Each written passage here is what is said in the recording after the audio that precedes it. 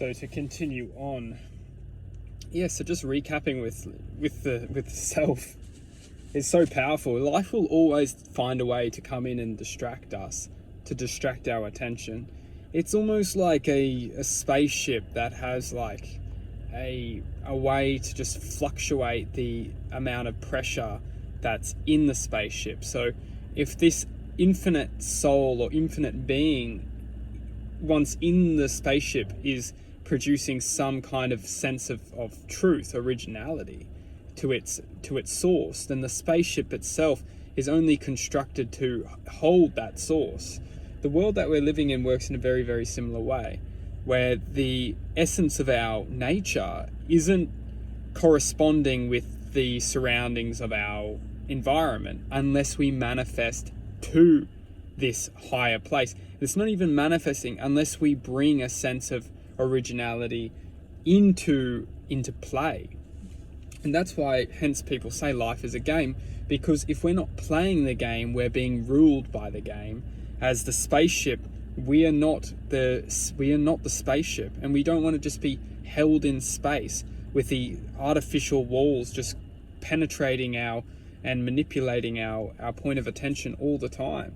It's so important to be able to strive to live our lives free and trusting that we have all come here, or we are all experiencing this to free ourselves.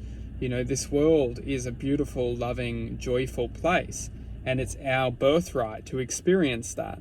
Just like the spaceship has a time and place to be in space, and it also has the time and place to be controlled and to come back to its peace, to its peace of heart, And the real question is, what we all need to ask is, like, who put ourselves here in the first place? Was this our intention to come here? Did we come here at free will? Or have we come here as slaves, essentially as slaves to humanity? And humanity itself is not necessarily a loving, joyful place to be, because the reality of this world is constructed to enforce and to control a point of attention. And if you're not serving that point of attention, you're getting judged, manipulated, and deceived as a being of disfortune to society.